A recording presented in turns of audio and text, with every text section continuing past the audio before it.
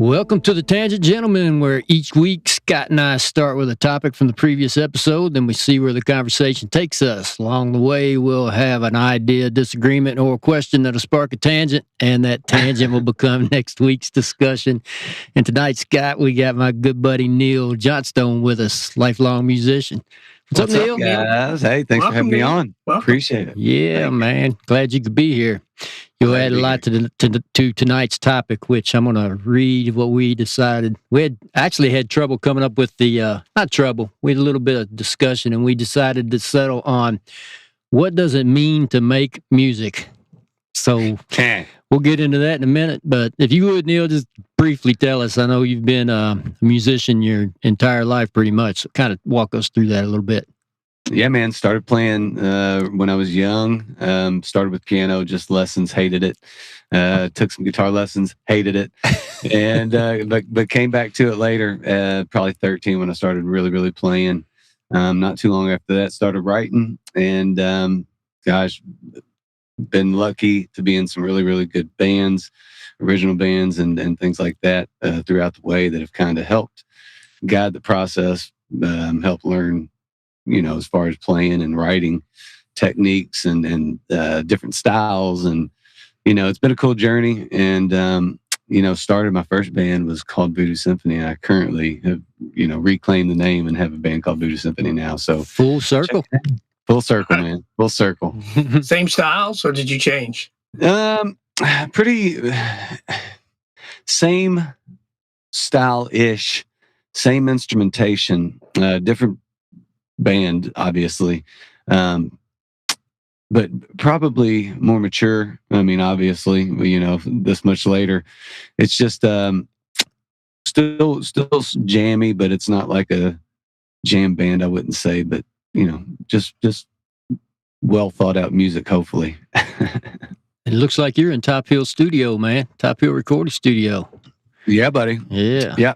I shut the curtain and locked everybody out. So This is my time, baby. Well, let's get going here. So let's right. What does it mean to make music? I looked up, I just want to see what the definition of music was. And I should have written it down but it's something about basically organizing the components of sound to make something meaningful with intent. Something of that nature. I agree with that. I like that sentiment. So kind of where we were leaning when we started this discussion, Neil, we were getting into topics of like MIDI boards, AI, kind of things like that. Like where can all these be considered music? You have anything to add to that, Scott? No, that's pretty much it. It was kind of a tangent from our conversation about social media algorithms and how things are calculated by machines, and then to sort of influence people's decisions, which kind of segued into should we have, or are there limits on what machines can and can't do and what we accept and don't accept. It also came from a conversation I shared with you last week. I was having this conversation. My younger son, he's 22. He just got into Radiohead, and he's starting to listen to a lot of Radiohead. And we were having this, he goes to school in Lexington, so we were driving back, and he was giving me, oh, Dad, we got to listen to this podcast. It's all about how great Radiohead is. And he's really into vinyl, so he got me a Radiohead album for Christmas. And we listened to it. I said, yeah, I've listened to it. Do you like Radiohead, Nick? Yeah. I do. Yeah. So it was In Rainbows. That's the album he got me. And he's like, yeah, listen to it. Isn't it great? Don't you think it's great? I'm like, yeah, I don't think it's great. Mm-hmm. I don't know that I think it's great. I like it. I like it more than I thought I was going to. But in listening to this podcast, one of the things the podcaster was going all about, it's this podcast called Dissect. Okay. I don't know if you're familiar with that. This guy does a track-by-track breakdown of every song on an album. Okay. So an album is a whole season. So cool. Oh, so every episode's a song? Every episode's a song. Oh, okay. So, I mean, it is deep dive. And the guy's, he's kind of unapologetically a homer about whoever he's talking about. And but anyway, so in talking about Radiohead, he's talking about what Tom York did as far as he wrote these pieces and then ran them into computers and typed them out. And I don't play anything. I tried to play piano and suck at it. But anyway, my son and I got in this debate about, is that making music? Like if you're pressing keyboards and turning it into ones and zeros, are you making music? And at the time I argued no.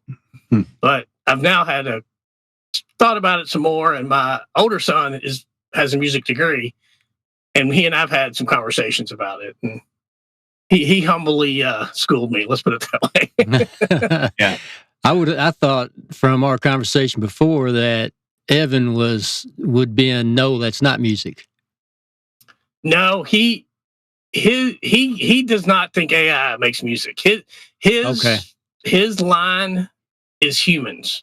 Mm-hmm. There's a humanity requirement for music production. Okay. And that's kind of where I'm right. That's what I'm kicking around in my head right now. So I don't know if that's what when you guys are musicians, you play. I mean, because he argues that what Tom York does is music, because a human dictates, like, one of the big things is Radiohead mix meter. You know what it is? Mm-hmm. They like they'll go from like 4/4 to 5/4. I don't. Yeah, I'm going to sound like a dummy because I don't know all this stuff. No, I mean, you're right on. They do that in the middle of a measure or in the middle of a song, and Evan said that's why music majors love Radiohead, because they just think they're so amazing. He said, but they're not the first people to do that, so they get a little bit too much credit from the. But his argument is still the starting point is a human being. Somebody's playing that. So you agree with that, Neil? I agree with a lot of that, starting with, I'm not a huge Radiohead fan. I don't get it all the time either. I'm not one of those people that listen to, a ton of, OK Computer and thought it was the most groundbreaking thing that ever happened. I thought there was some good tunes on it. And I'm way more of a what catches my ear, what type of stuff just gets in my crawl more than anything. I mean, it can be a good lyric. It can be usually a good beat, something that's kind of got my head bobbing. And I guess anybody can do that with a computer or an AI generator. But I do agree that where my baseline would be is definitely human, not even involvement, because right now you can legitimately put lyrics into ChatGTP or any of these programs and say, I want this song, these lyrics to sound like this in the voice of this, and it'll play it. I mean, I have a good friend of mine, Lee Donahue, best bud, who a couple years, well, I guess during the pandemic, when we were in the super secret songwriter group, Brad, we would have a weekly prompt, and regardless of what's on your mind, you've got this thing that you got to achieve by the end of the week. Have a song based around, this sentence or this song, or that was fun. Love. It was cool. I mean, and it gave you it worked well for me because it gave me a deadline. It was like, okay, I got to have something. It might not have been finished. Yeah. Homework is good for me. Yeah. So. Lee has recently taken those songs, lyrics, put it in the ChatGTP filter, and said, I want these lyrics to sound like this song with this voice in this style. And, it comes out in 4 minutes, and it's cool, because it's something that he wants those lyrics to sound like. And he doesn't, he will tell you he doesn't have the music capability to make that happen. So it's cool.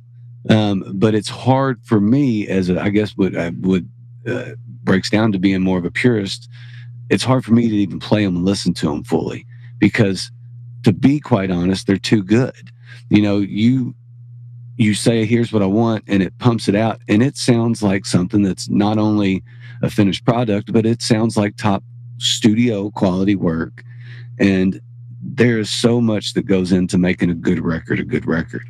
So that's the thing for me, is like, I've got books of lyrics, but God, I think it would be so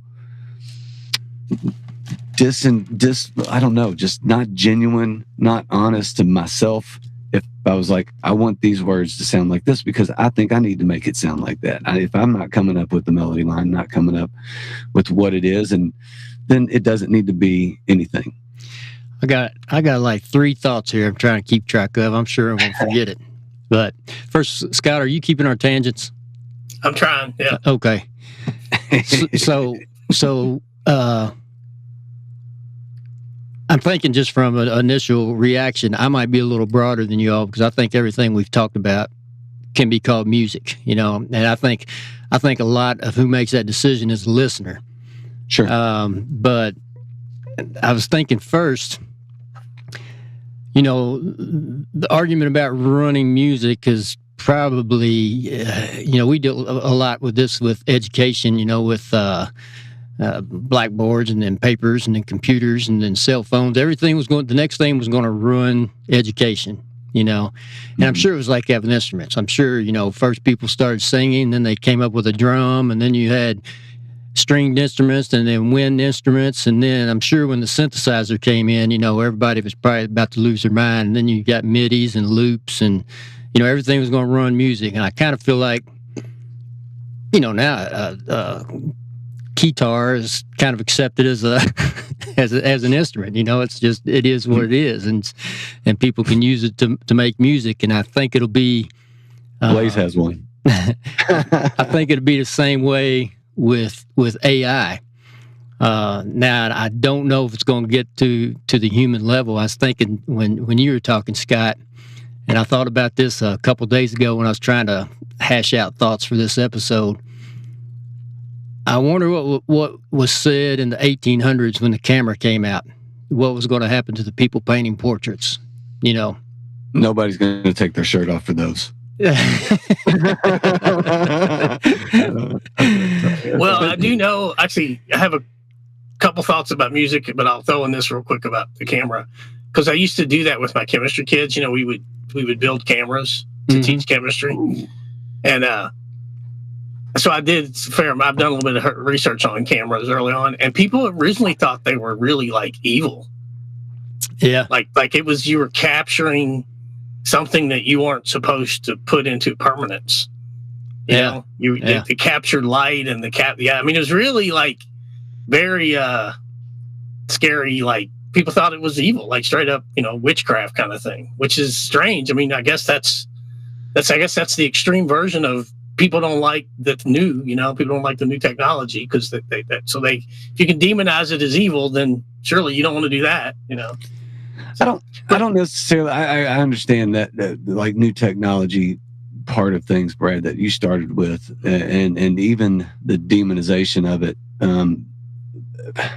But that's not. I don't think that's my argument against AI. Is not that there are songs on the charts that have charted that are AI songs. So it's not like it's not gonna happen. Or parts of it are AI. Yeah. Yeah. You can't look and say, hey, this isn't gonna be a thing. So okay, I'm sorry to interrupt, Neil, but how is that different? Like when I hear these things like about people, they use these like voice modulators. Mm-hmm. Like there's one that's got a name I can't. Auto-tune, you talking about? Auto-tuning, yeah, that's it. Yeah. So what is that? Is that synthetically altered voice? Oh, yeah. Yeah, for sure. In a major way. You could have... Brad can tell you because he's done, we've done studio sessions where sometimes you don't have to do anything to a singer's voice. And sometimes you got to really work it. And you can do that in post on where you're not even using a microphone or going through a process, but doing it in editing.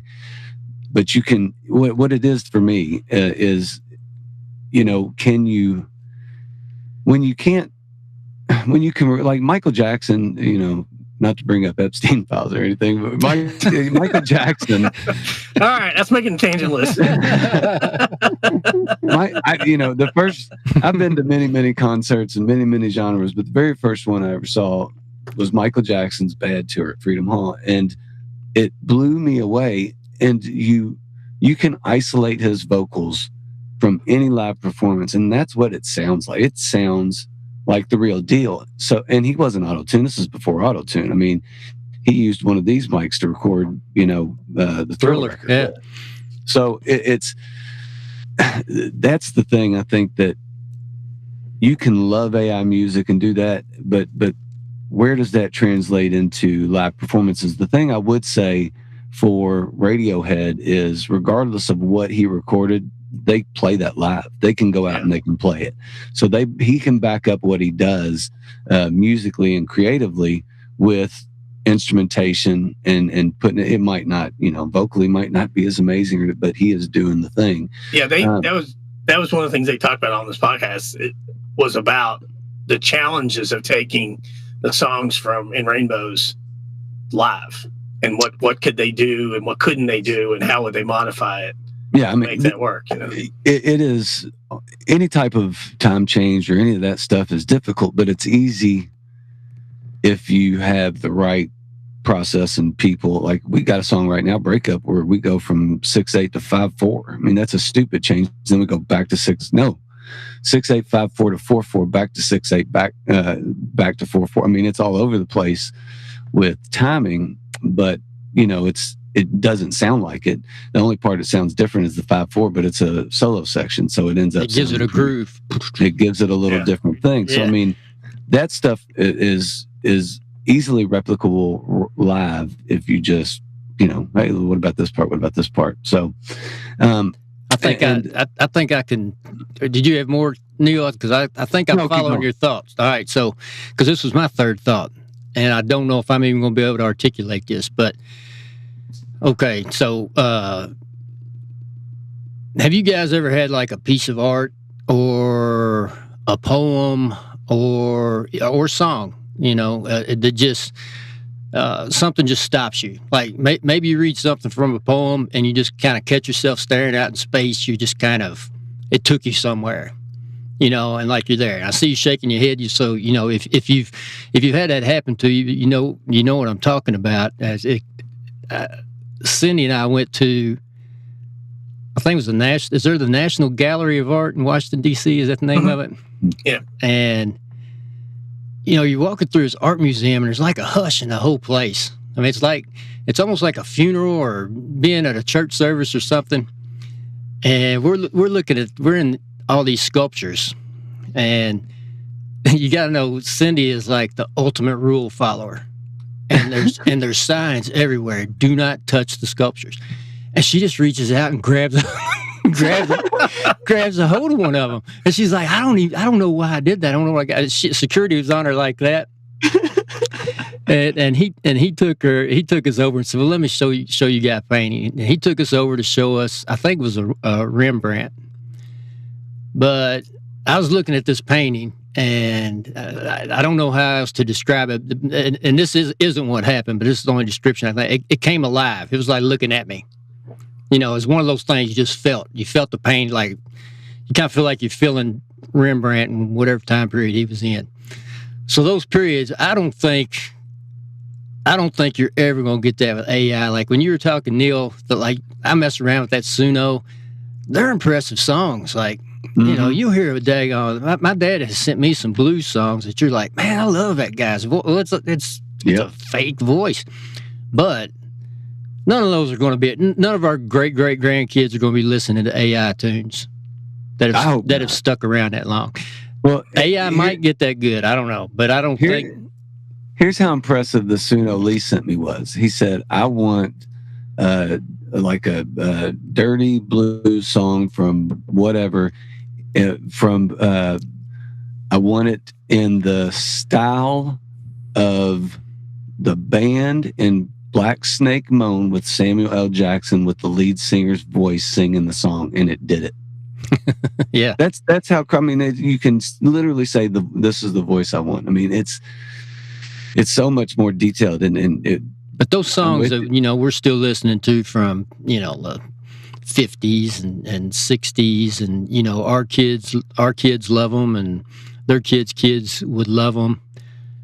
I'm not sure AI songs are going to have that kind of staying power. I think it's going to kind of be like we're talking about photography kind of became its own thing, but people still love the brush strokes in an oil portrait, and artificial lighting that probably couldn't happen, with a real camera or whatever, that just artist interpretation and all those things.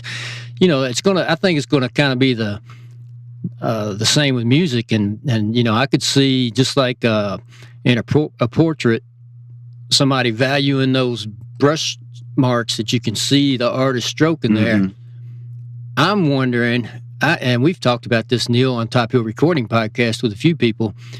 I'm wondering if that rawer, that's a hard word to say. I'll say more raw. Rawer. That more raw, imperfect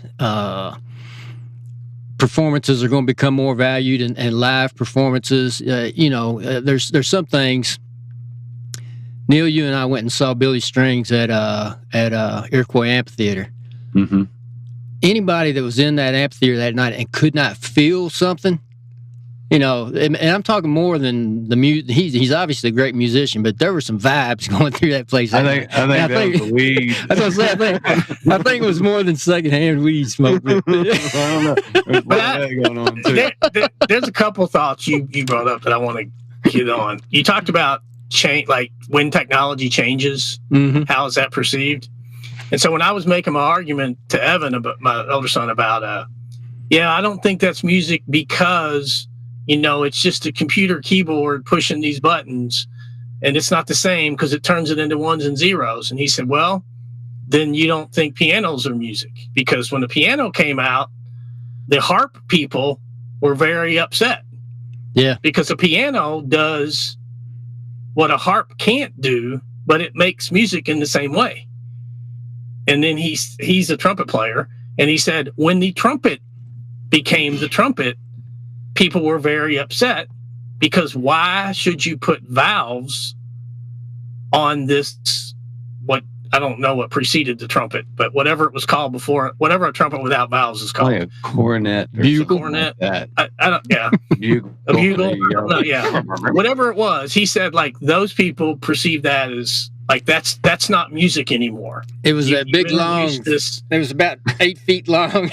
Well, that's what he said. He said, so you're going to go back to, like, the Old Testament when they were, like, blowing in a ram's horn? Because that's where it started, the thing right? they used on the Ricola commercial. Yeah, exactly. Yeah. But he said, like, so where are you going to arbitrarily pick this is acceptable, innovation, and it can continue to be music, but this can't be innovation that can be music. That reminded me of Family Guy episode. I think it was Family Guy, where they say you got to value the Amish. They decided after 1764, nothing was allowed.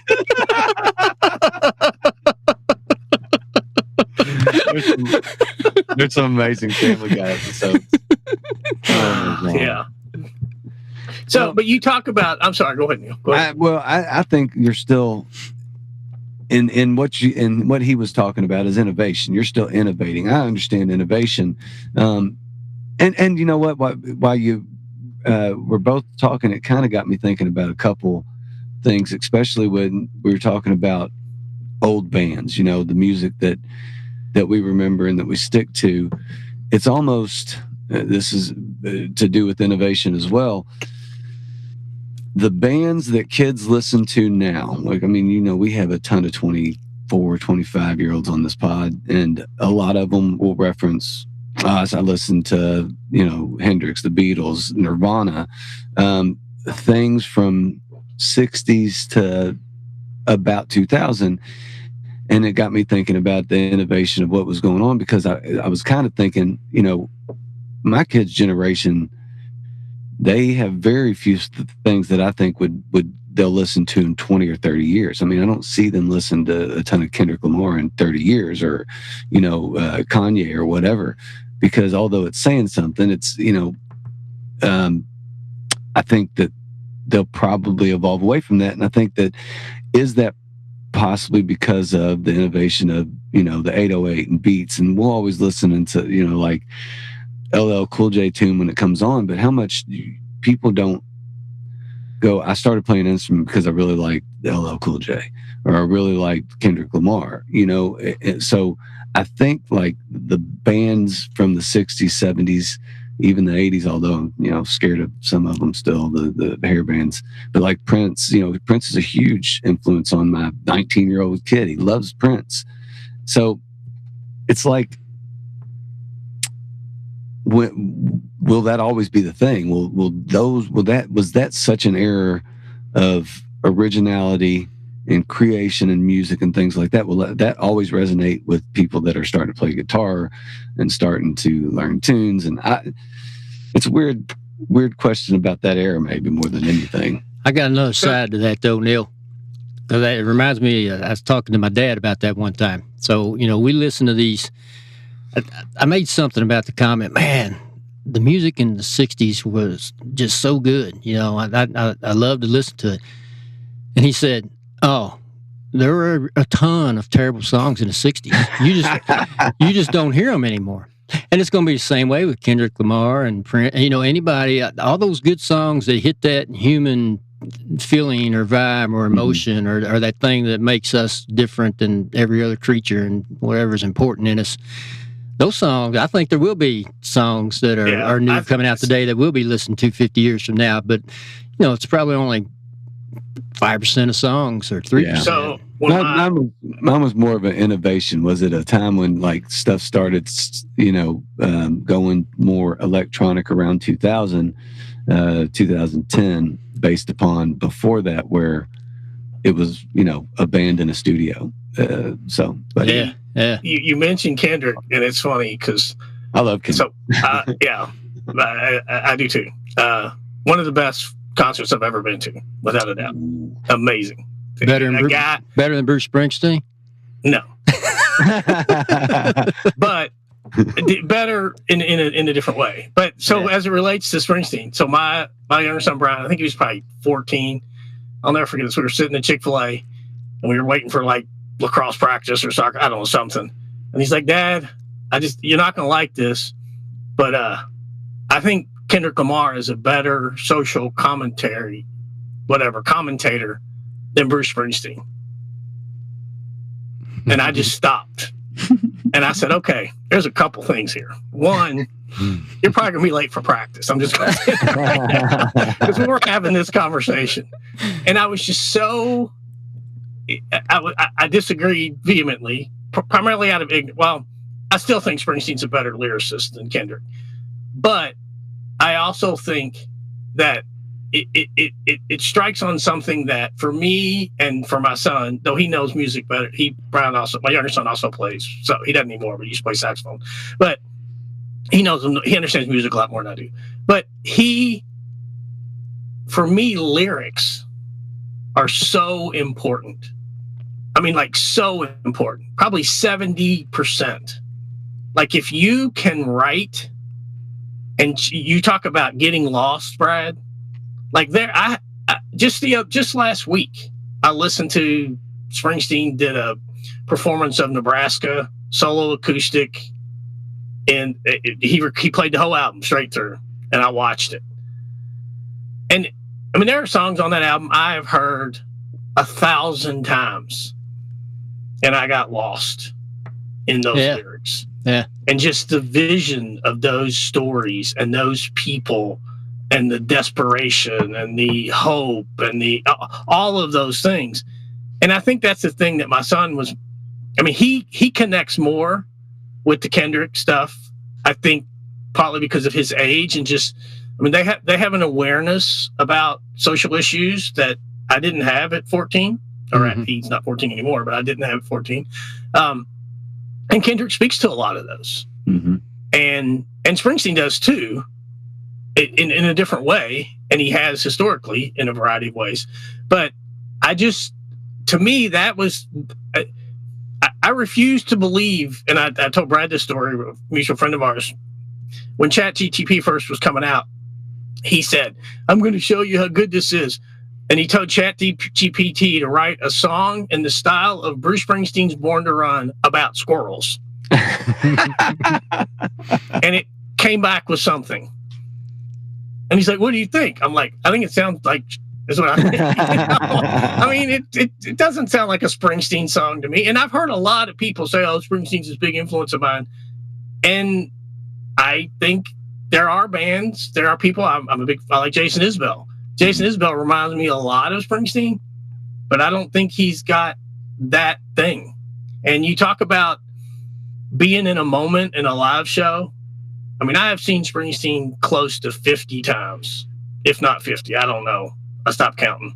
But Springsteen live shows, I mean, it is a communal experience. I mean, it really is. And he speaks to that. I mean, he has spoken to that about what his connection is with people. And and the thing I love about it, which to me, you're not going to get from ChatGTP, we are making a thing tonight that will only exist tonight. This show, these people, these songs in this environment only exist once. And we're all part of it.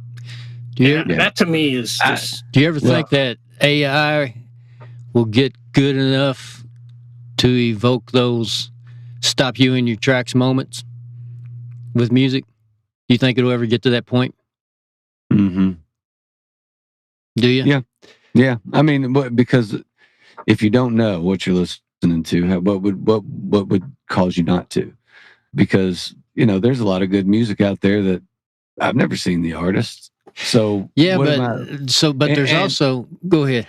Well, and if everything behind that vocal track is produced on a computer or whatever, because a lot of that is, samples and this and that, and all you're getting is a vocal, and you like the song because it's a really, catchy tune or whatever. Now, will it last and will it go down as one of the best songs in history? Who knows? But, do I think that it'll get to the point where you go, ooh, I really like that song. Who wrote that song? And it's going to be some artist that doesn't exist.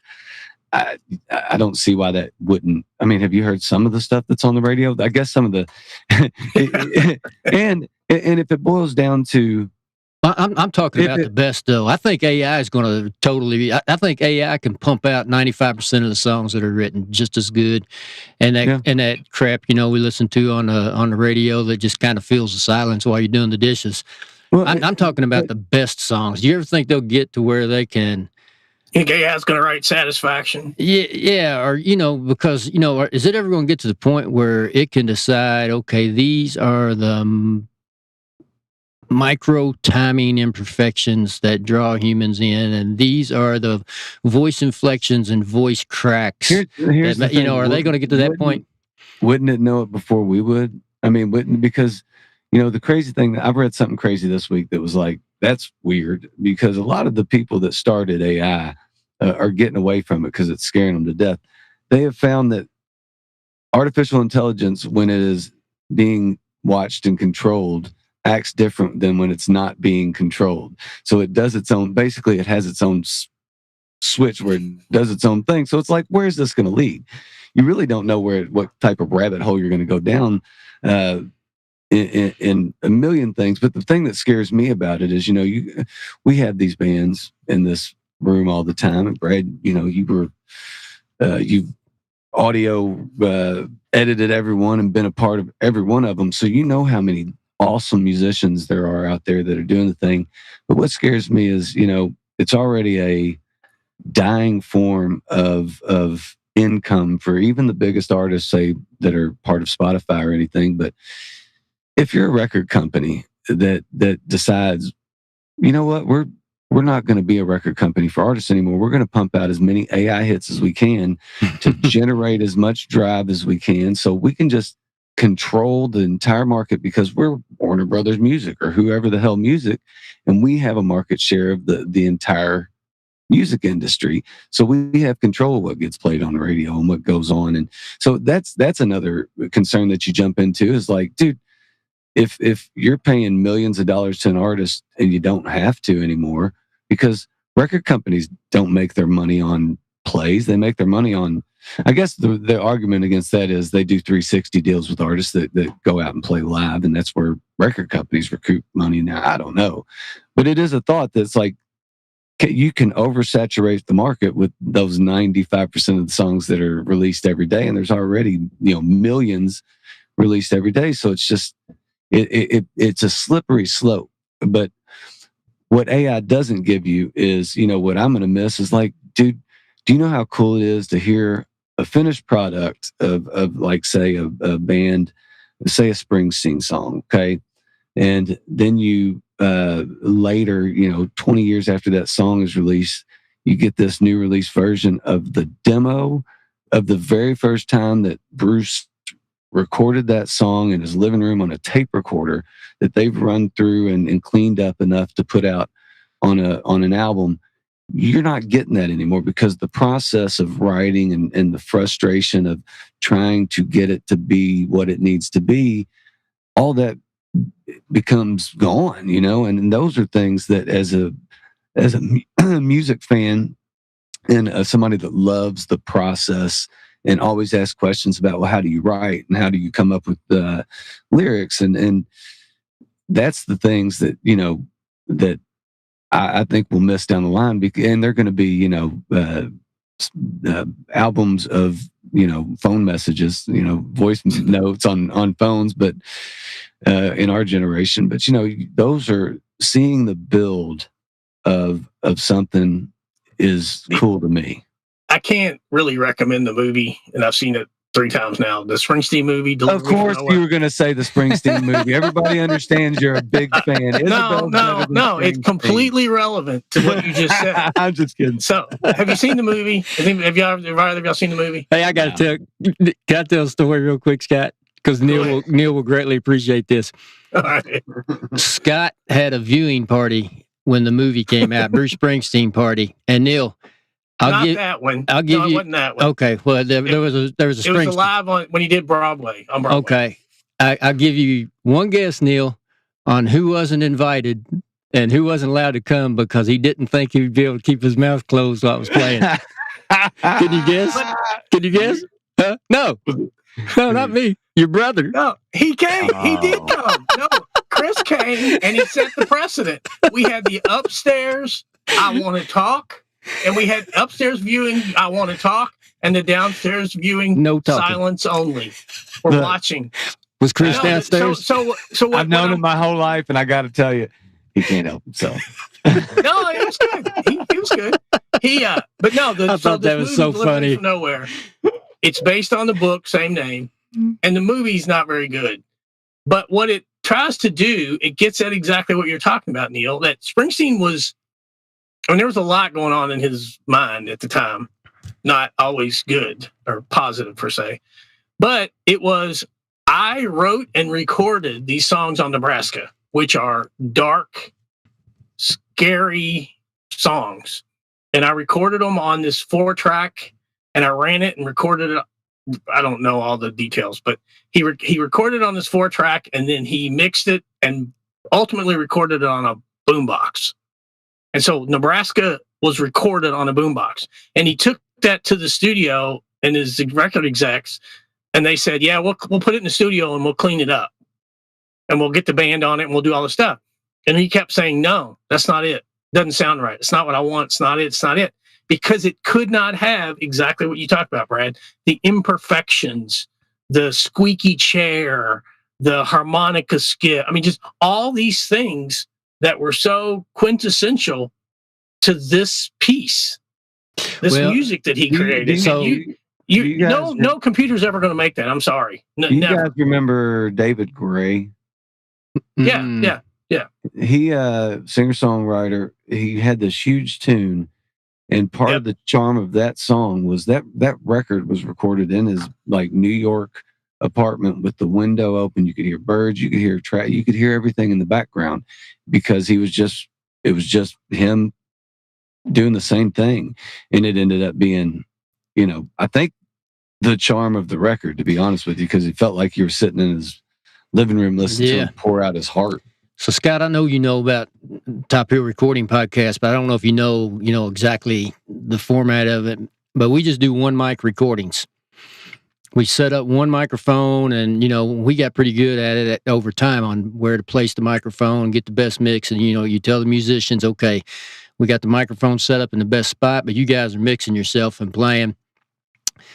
And I don't know. I mean, I don't think it's just because it's kind of our thing. But these one mic recordings just have something that you don't get when you do multi-track recordings.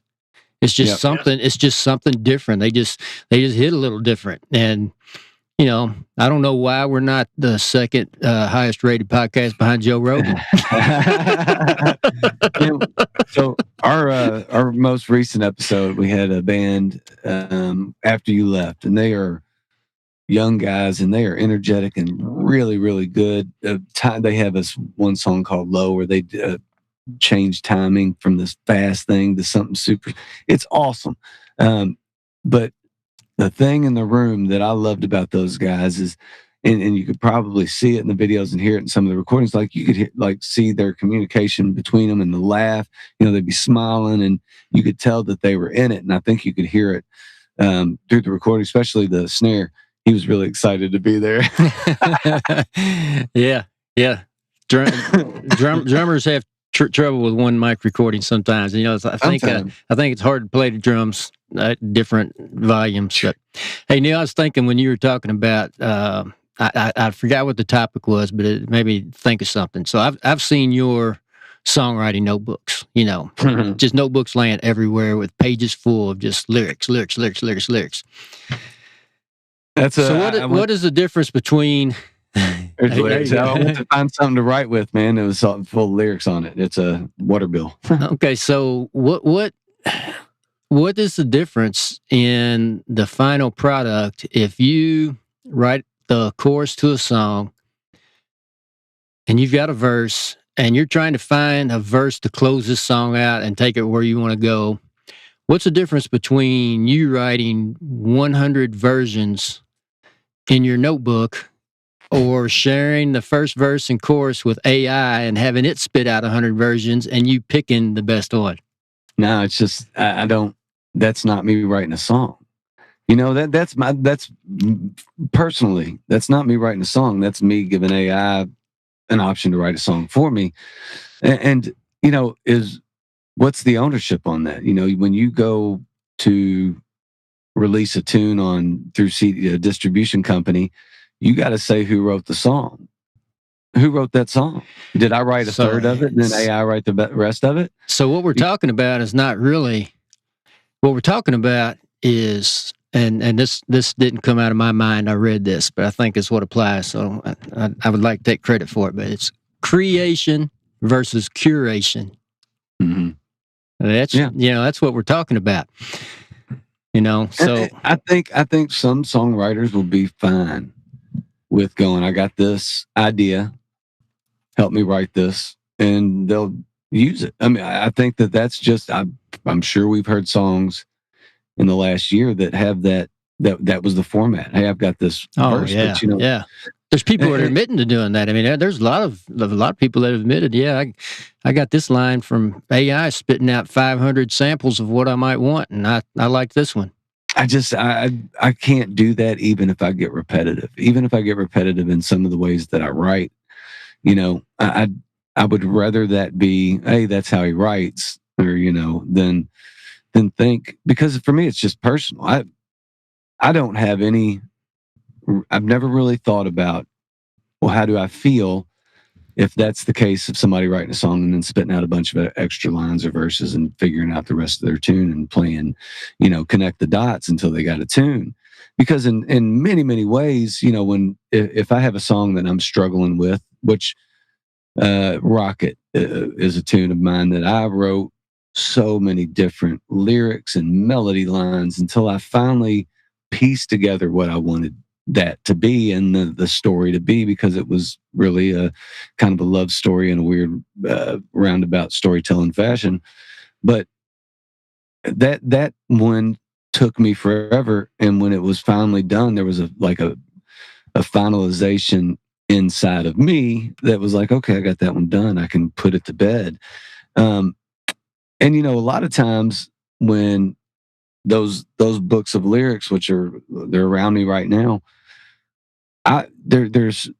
it's like if I was AI, I would be having malfunctions, because I would go, 4 lines and then I'm done because I can't think of anything else, or I just had a thought, or I write a a line in a verse that I can't stand, but I just had to, it was in my head. I had to get it out. I'll never use it, but pen to paper, keep the muscle going. And so, yeah, I don't know, man, for me with the completions of songs, just for me personally, it has to be for me, and no judgment. I just really don't know how I feel about the process otherwise. I wouldn't want to do it any other way. And that could be just, hey, I'm an old school old man, and that's how I write. But there's something that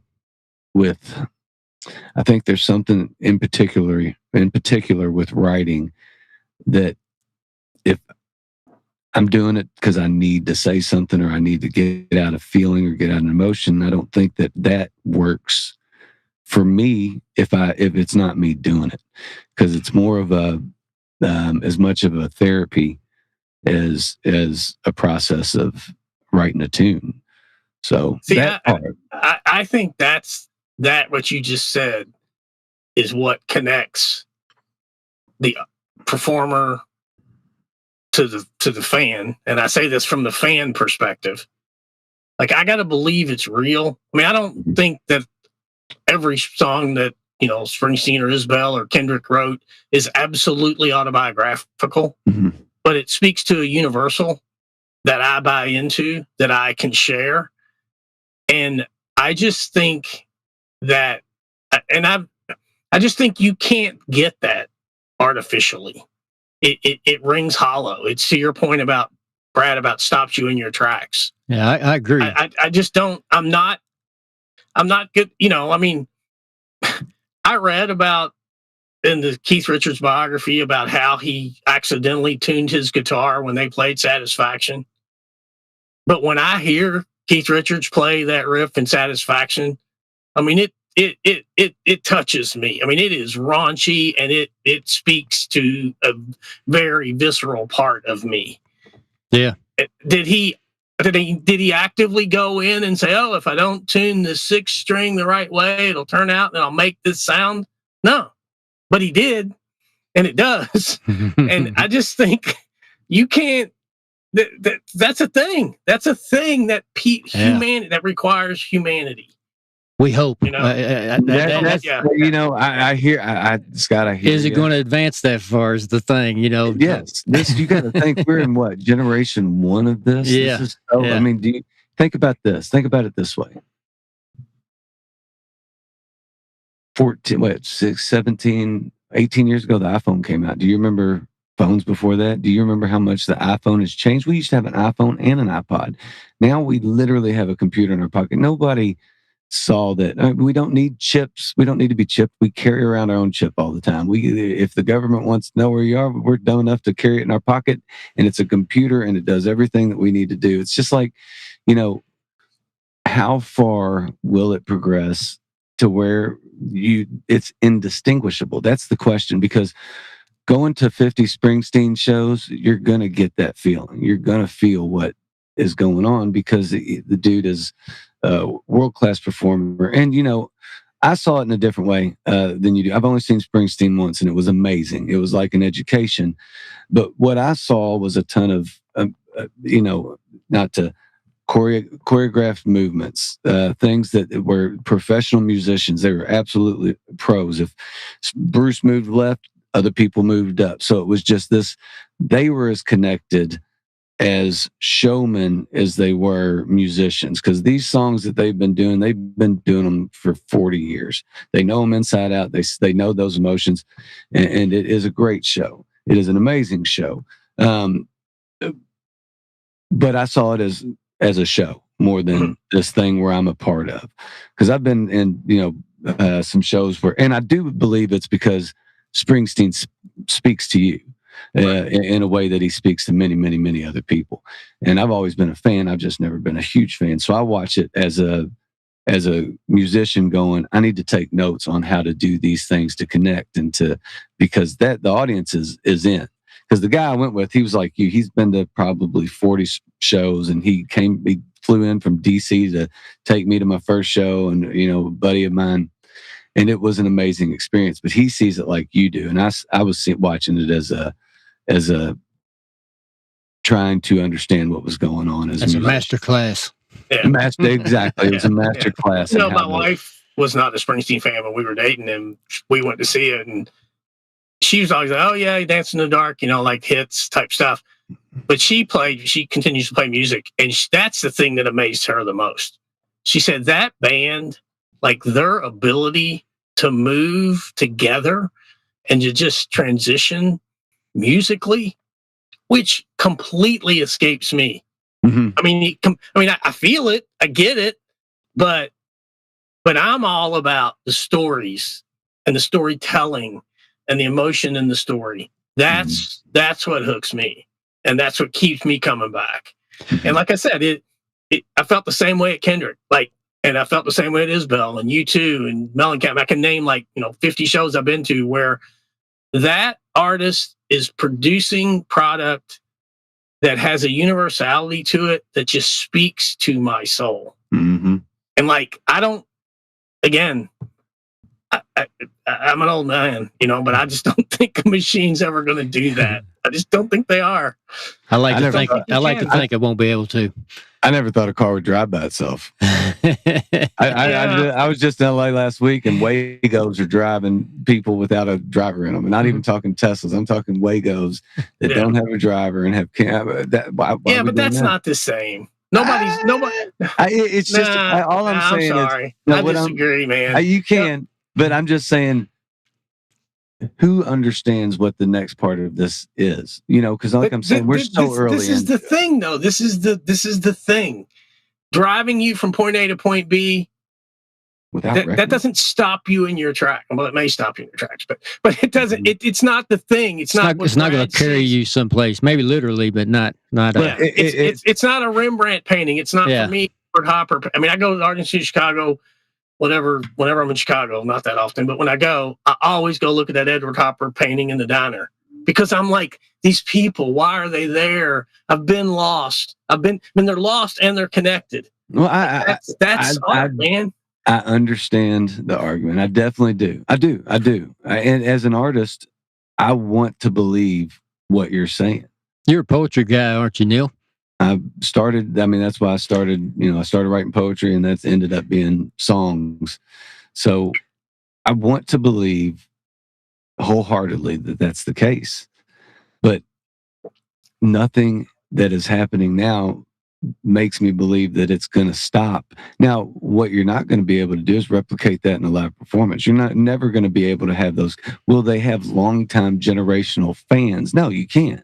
You can't support just a song. You might listen to it later on, but the ability to stop you in your tracks and be like, "Holy shit, the song's amazing!" Yeah, I think that there's going to be a time, maybe not in our lifetime, but sometime in the future, where it has the ability to stop you in your tracks, but it doesn't translate to what's that next step. So what are you going to do with the next song? Okay, we finally found one. Write one just like that. Well, okay, it's the same song basically. Yeah, so right. It's not set up for music lovers. It's not set up for people that love, because my favorite part about music is seeing it and being around it and hearing it, not listening to it through a radio or in the truck so I probably won't be stopped by anything that I hear, because I don't listen to the radio like that. I listen to podcasts more than I listen to music, substantially. So the buy-in and the follow through with will it leave a resonating existence? Maybe not, but it might be one of those tunes you hear every few years on the radio in 2068 that you just I hope I'm here. I do too. I hope I'm here. I don't think I will, but it's just one of those things that I think that with the way that technology just exponentially grows, that it's just going to be a matter of time before we do find something that we don't unknowingly. It's just going to be now. Will it give you the feeling in your gut but it might still stop you and be like, what the hell am I listening to? That's a really, really well written piece of music. This is definitely a tangent, but several years ago we saw this play, and it was called The Nether, and it was about this futuristic society, and I guess it was future, but in this world, everyone lived in their virtual world, like everyone did. Everything you did was virtual. The only people who had real things like a yard with grass or a tree were extremely wealthy people.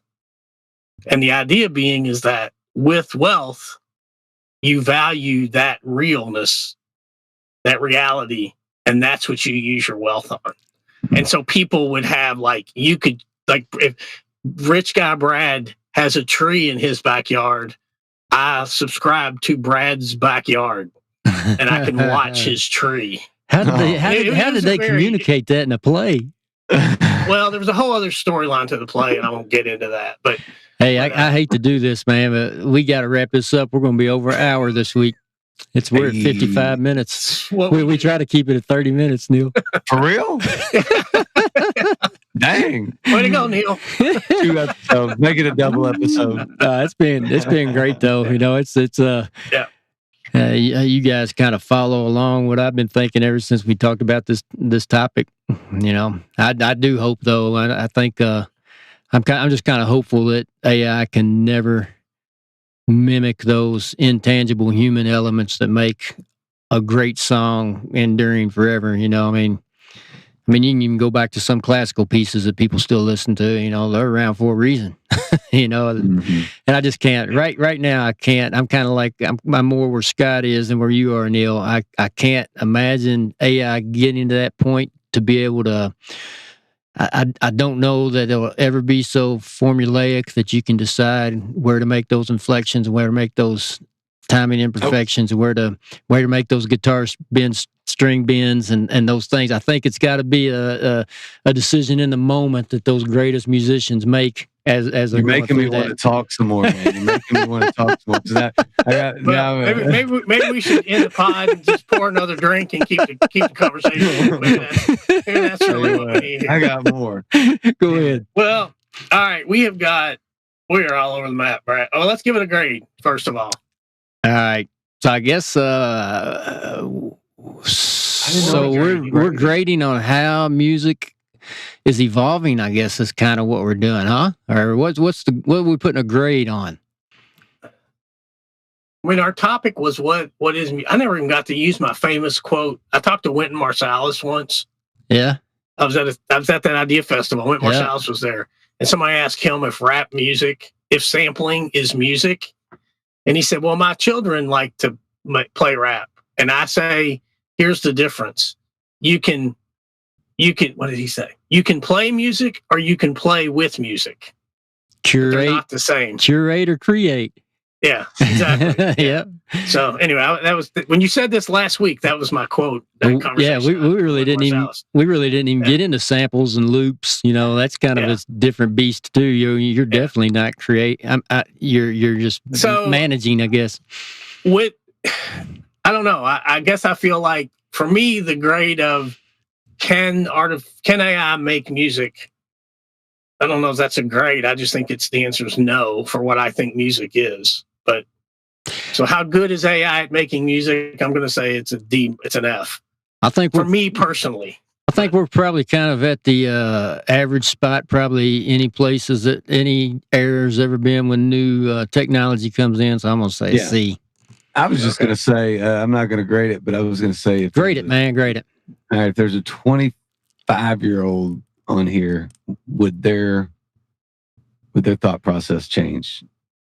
Would it be different than ours? What would their thought about this be? Because they're more of a generation that's growing up in it. Well, I can speak for my 25-year-old. He is further than me. He is. Which way? He knows a lot more about music, but he thinks AI is straight up awful. I do too. He thinks it is one of the most evil things going in art.